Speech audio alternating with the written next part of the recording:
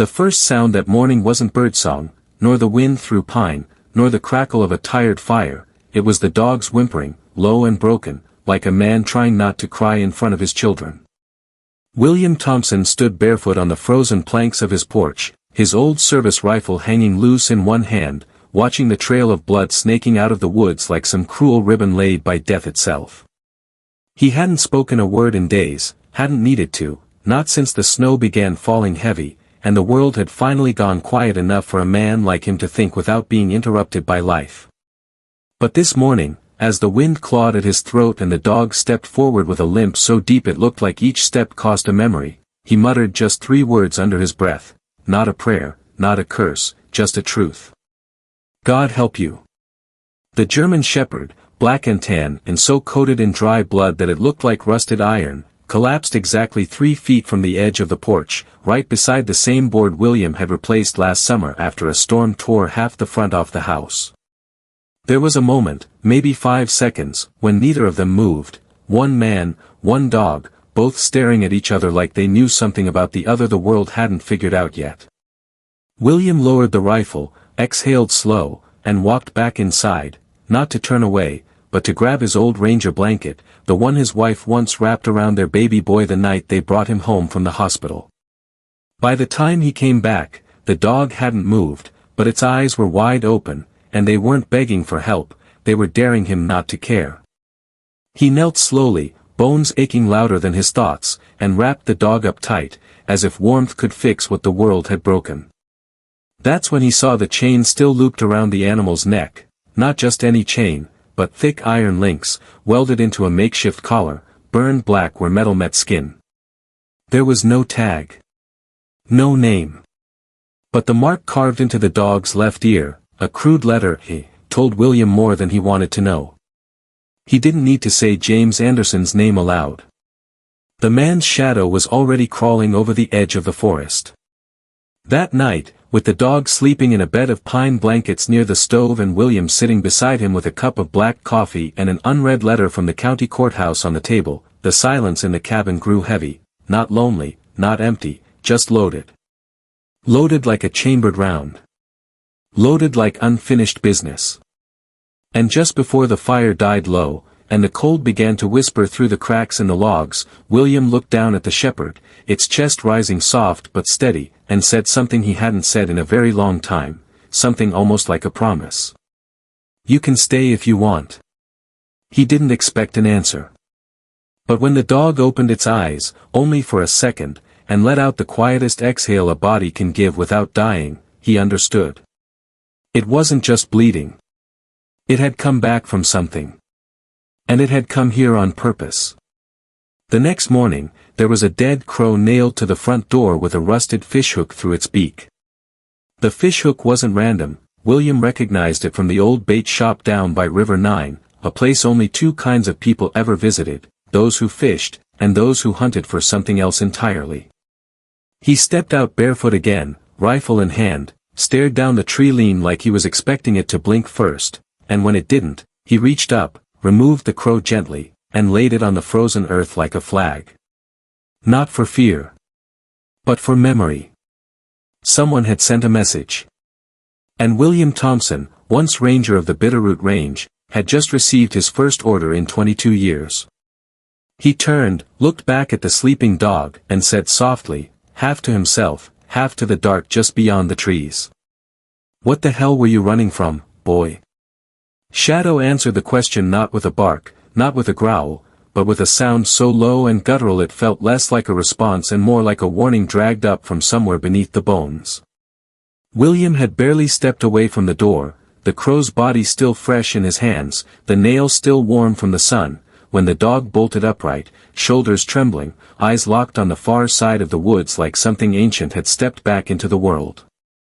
There was no hesitation, no confusion, just raw instinct as Shadow threw his body at the front window with such force the glass cracked on the frame but didn't shatter, the way old things break slowly, like they're trying to decide if it's worth it. William's boots weren't even on yet, but his rifle was already raised by the time he reached the door, his heartbeat quiet but steady, not like fear, but like old training, resurfacing after decades of silence.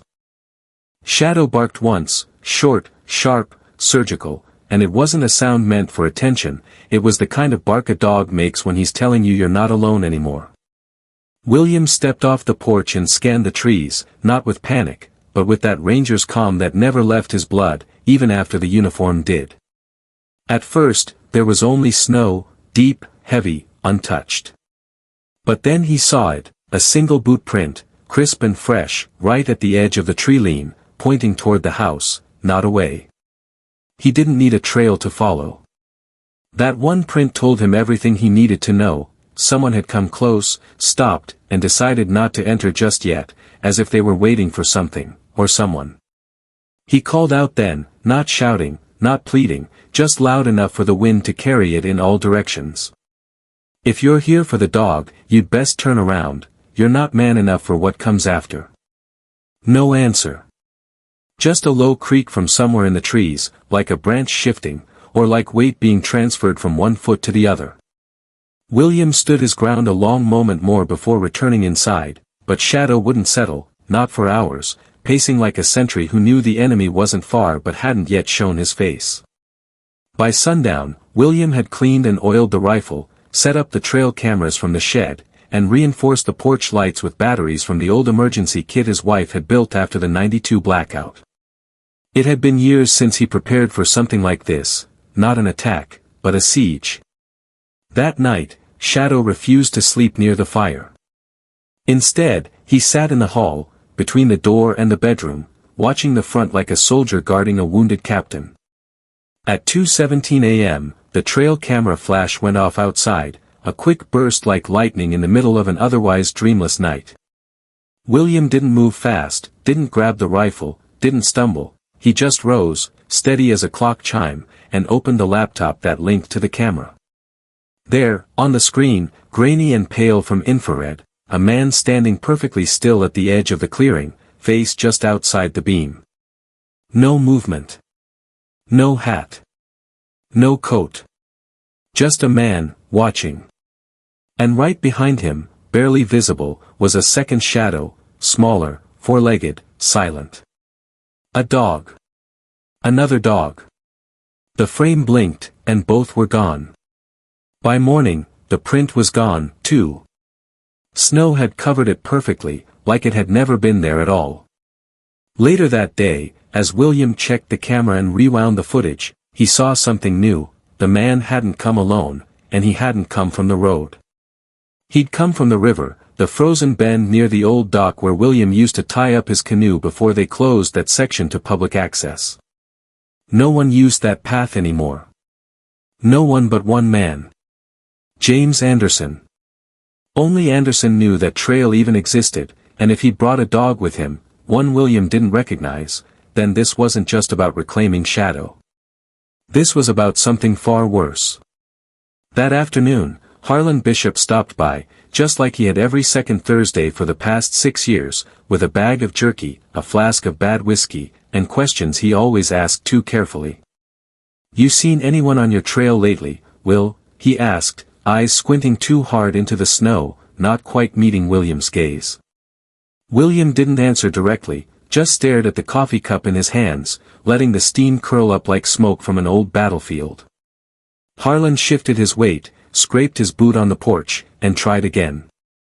"You know I was up by River 9 the other day," he said slowly, as if each word was a stone he wasn't sure he wanted to set down. "Thought I saw something strange out there near the dock." William looked up, eyes sharp, voice steady. "You see a man with a dog?" There was a pause, not long, but long enough to notice, and Harlan finally nodded once. "I saw something," he said, "but I don't know if it was a man or a ghost." And just like that, he turned and left, no stories, no goodbyes, just boots in the snow and silence. That night, Shadow stood by the window again, stiff as a statue, his body low and ears forward, like he was waiting for the world to give him back something it had stolen. And for the first time, William leaned down beside him, pressed a hand to the thick scarred fur, and whispered into the silence. "What the hell did he do to you out there?" "The hell did he do to me?"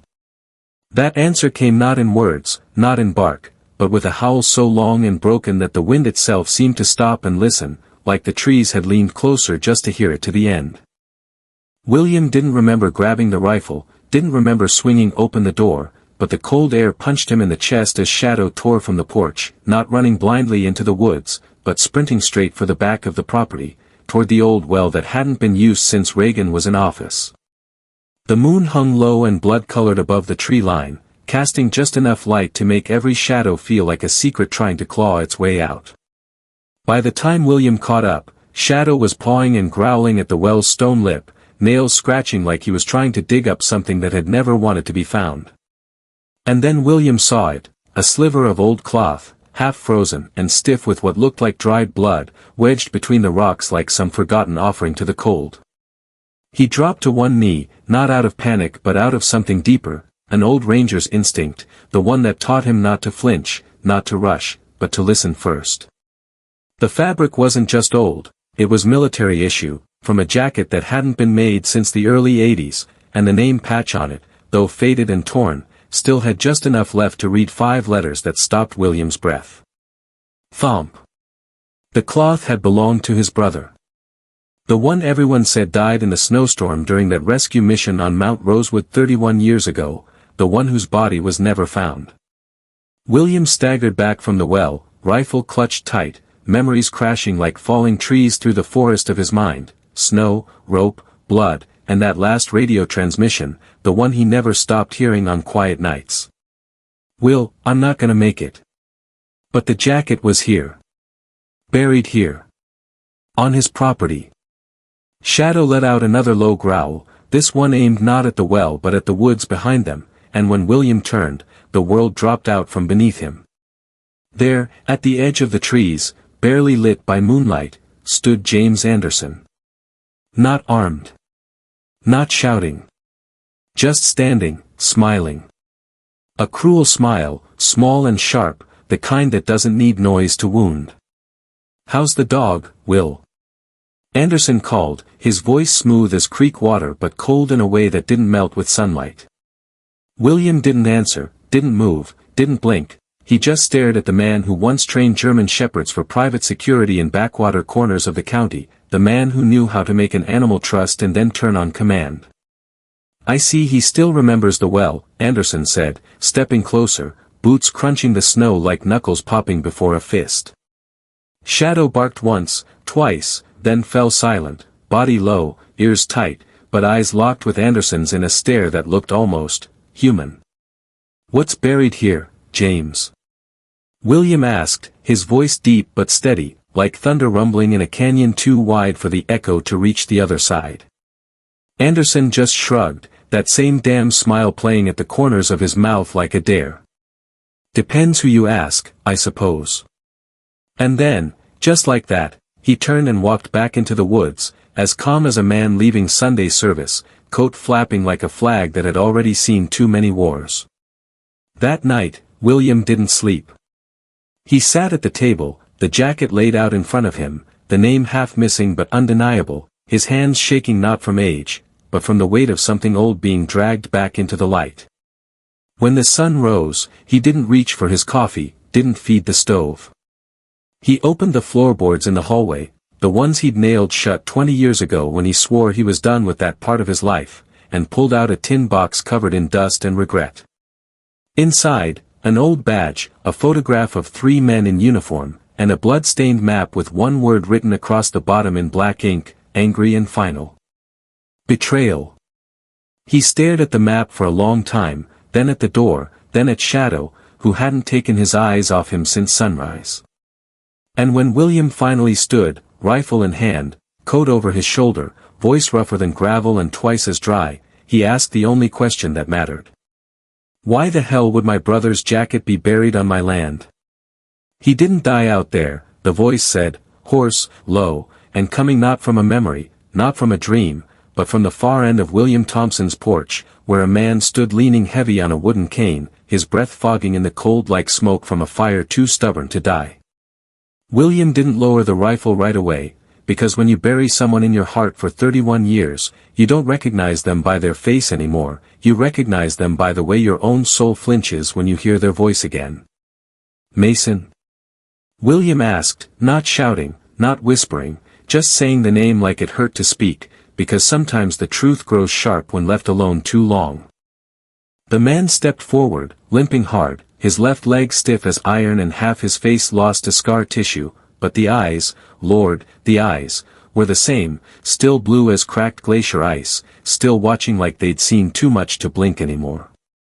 "I wasn't supposed to make it," Mason said, each word thick with years, each step slower than the last, "but when I crawled out of that ravine, I knew I couldn't go home, not with what I knew."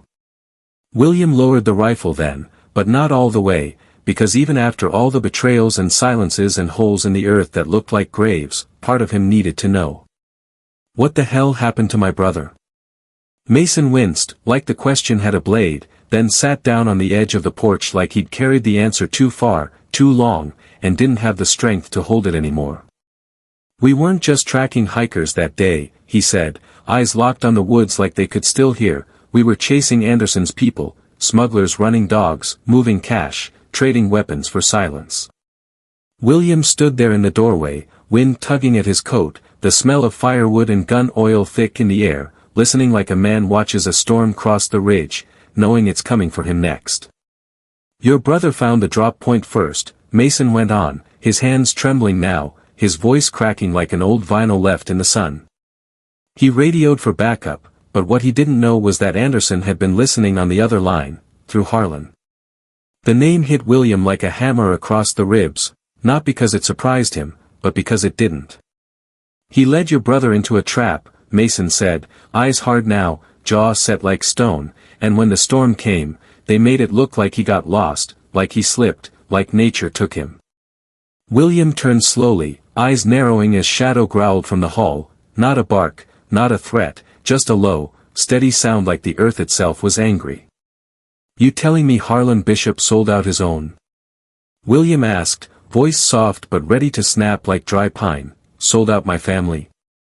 Mason looked down, then nodded, once, slow, the kind of nod men give when they've been carrying guilt for so long they don't remember what it feels like to stand up straight. "He sold you out too," Mason said, "when you left the force, when you disappeared into these woods, he kept working with Anderson, kept the routes open, helped him move the dogs, bury the messes." William didn't speak. Didn't blink. Just turned, walked inside, came back out with a leather satchel he hadn't touched in over a decade, inside it, maps, a sidearm, a worn photograph, and a set of keys that hadn't jingled since the day he resigned. He looked at Mason, then out at the woods where Harlan lived just 2 miles east, past the dry creek and the old ranger tower that no one ever patrolled anymore. "You got the strength to walk?" William asked, voice deep as a drumbeat, eyes lit like fire under frost. Mason gave a faint, crooked smile and pushed himself up with the cane. "I've had 30 years to build the hate," he said. "It's the walk I'm worried about." They moved out just after dusk, Shadow leading like a silent scout, nose to the ground, tail stiff, the way war dogs used to move through jungle brush when the air got too quiet for comfort. At the edge of Harlan's property, the snow was thicker, untouched, but there were tire tracks leading to the side barn, fresh, wide, too clean for winter roads. William didn't knock. He just opened the door and walked inside. Harlan was sitting by the fire, sipping from a tin mug, not even surprised. "I figured it'd be you," he said, voice casual, like he was greeting an old friend who'd just come in from hunting deer. "You've been lying to me since the mountain," William said, stepping forward, letting the heat of the fire hit the sweat on his neck like a slap. Harlan looked up at Mason, paused, nodded once, then said the last thing William expected. "Would have told you sooner, Will, but I didn't want you to dig that jacket up." William's fists clenched, and something inside him, the part that still believed in friendship, in brotherhood, in shared pain, cracked clean through. "You left him up there to die," William said, voice shaking for the first time, "and you think I was better off not knowing?" Harlan stood, slow, no weapon, no fear, just years of rot settling behind his eyes like mold behind old wallpaper. "He was supposed to disappear," Harlan said. "The dogs were too valuable. The deal was done. And your brother, he saw too much." William took one step forward, Shadow right beside him, and said something he hadn't said in 30 years, not since the snowstorm, not since the radio cut out and the wind swallowed his last name. You shouldn't have come back for the dog. And just before the silence could settle, before judgment could fall like snow off a bent tree branch, Harlan said something so quiet it nearly went unheard. He's not the only one who did. The barn door exploded inward before anyone could speak, hinges screaming like they'd been holding in secrets for 30 winters straight, and then the light hit him. Boots first, one slow step, then another, the shadow cast long and crooked across the floor as if the sun itself didn't believe what it was seeing, didn't want to name the shape that came walking through the dust and cold air. William dropped the satchel. It hit the ground hard, the sidearm spilling out, but he didn't bend to pick it up. His knees had locked and his hands had gone to his sides like something holy had just stepped out of the grave and asked to come home. Mason froze too, breath caught halfway through a curse, his cane trembling against the wood planks, his eyes wide in a way William hadn't seen since the war, not with fear, but with disbelief that something you'd buried could come back whole. Harlan took one small step backward, not enough to run, but enough for a man to acknowledge that the world had just turned upside down and his own sins had been called to the table. The figure stepped fully into the barn then, hat low, coat thick, beard long and gray, but the face beneath all that wind and time was unmistakable. Caleb Thompson. Not a ghost. Not a memory. Not a voice on a tape. But a man. Alive. Breathing. And standing there like he'd just walked out of the storm that swallowed him 31 years ago and only now remembered the way back. He looked at William with a quiet that tore straight through every layer of anger, doubt, and grief like a hot knife through packed ice, not soft, not dramatic, just present, like he had nothing to prove and everything still to explain. You buried the wrong body, Caleb said, voice deeper than William remembered, raw like it had been unused for far too long, and you never came looking. William took a step forward, but Shadow moved faster, bolting across the floor, tail stiff but not wagging, ears perked like he recognized something no one else could, not the face, but the scent. Caleb dropped to one knee, slow and stiff, and Shadow sat in front of him like a soldier reporting to a lost commander who'd finally come home. William's voice cracked then, not with weakness but with history. You were dead, Caleb. I heard you go over. Caleb looked at Harlan, then at Mason, then back at William, and when he spoke, his words fell like stones in still water, every syllable widening the hole inside them all. I went over, he said, but I didn't die. He stood then, taller now, shoulders set, the weight of years written across his back like scripture on worn parchment. They dragged me out, Caleb said. Anderson and his men. I was injured. Disoriented. They kept me underground, moved me from cabin to cabin, shack to shack, used me to train the dogs. They wanted someone who could break them without killing them, someone who knew how to control pain. Mason cursed under his breath, turned away, eyes wet and jaw clenched like he was going to break that cane in two. William didn't move. Didn't breathe. Just listened as the foundation of his entire life cracked down the middle. They made Shadow watch, Caleb continued, glancing at the dog beside him. Made him listen while they broke the others. But he never turned. Never broke. He waited for a chance, and when it came, he took it. There was silence then, not peaceful, not resolved, but thick and alive like the air before a tornado touches down. You were here all this time? William asked, barely able to believe the words coming out of his own mouth, right under our feet. Caleb nodded, once, then looked at Harlan, whose hands were trembling now, his mouth opening, then closing, then finally spilling a truth that would burn everything else down. They were going to kill him, Harlan said, eyes glassy and voice unsteady, but I told them to keep him alive. I thought maybe I could fix it later. William turned, eyes dark now, voice low and final. You didn't want to fix anything. You just didn't want to be the only one left holding the guilt. Then came the new sound. A siren in the distance, faint, but real. Shadow stood. Caleb rose. William grabbed the rifle. And Harlan stepped back like a man realizing, finally, that there is no safe place to stand when the truth starts marching forward. They stepped out of the barn together, 4 men and a dog, the sky over them split open by snow and light, the wind carrying something older than justice and colder than revenge. The lights from the police cruisers crested the ridge just as Caleb turned to William and asked the one question no man could answer without changing everything. Do you want the whole truth? Or just the part that lets you sleep? I want all of it, William said, his voice low and weathered, as the police cars finally skidded to a halt on the frozen ridge, their red and blue lights spinning slow over snowbanks soaked in 30 years of silence. What happened next wasn't chaos, it was a reckoning done in slow motion, the kind where no one runs because every man standing already knows he can't outrun what's coming for him anymore. James Anderson stepped out of the lead cruiser in handcuffs, bruised across the jaw, but still smiling like a man who'd made peace with hell a long time ago and planned to enjoy the heat.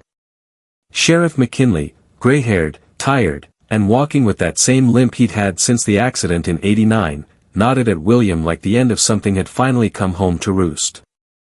Got him in Kalispell, 20 miles out, McKinley said, his breath fogging in the cold, trying to cross state lines with 2 dogs in the back and a fake badge on the dash. William looked past him, not at Anderson, not at the lights, not at the crowd of officers who'd started to realize they were standing on the kind of story that gets passed around campfires for years. He looked at Caleb. Caleb, whose eyes had grown hollow from too much remembering, whose hands still shook when the wind blew just right, whose life had been taken without dying, and who now stood free under a wide Montana sky for the first time since the Cold War ended. McKinley pulled out a clipboard, flipping to a blank page, and asked the question lawmen always ask when the wreckage is finally visible. Do you want to file charges against Bishop? William didn't answer right away, because the truth is, there are wounds too old for paper, too deep for courts, too quiet for a jury to hear without missing the point. I want him to speak, William said finally, voice calm but anchored deep. I want him to tell the truth in front of every soul in this town who ever looked at him and thought he was a good man. Later that week, they held the hearing in the town hall, not a courtroom, but it felt heavier somehow, the way small places do when the whole community leans in to listen. Harlan Bishop stood at the front, arms limp at his sides, eyes darker than William remembered, not from guilt, but from exhaustion, the kind of exhaustion that comes when you run from your own reflection long enough that it finally outruns you. Caleb spoke first. He didn't cry. Didn't raise his voice. Just told the room how it felt to be erased. To be used. To be locked away in cabins and kennels like a piece of livestock with a heartbeat and memories. And then, when it came time for Harlan to respond, the room got so quiet even the floorboards stopped creaking. I didn't want him dead, Harlan said, his voice raspy like an old screen door in wind. I wanted him hidden. I thought it'd be better if he just disappeared. I thought we would survive it easier that way. No one spoke after that.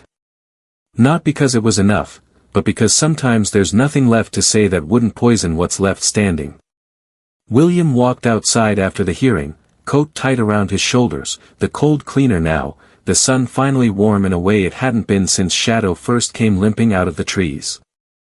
He stopped by the marker he'd once placed for Caleb, just a stone with no date, no cross, just a name etched by hand, as if that was all a man needed to still exist. Caleb stood beside him now, real and whole, and for the first time in 31 years, William didn't feel like a liar standing there. Shadow sat between them, tail sweeping the snow, his body relaxed now in the way animals only relax when they know the danger is truly gone, not just hiding. You gonna stay?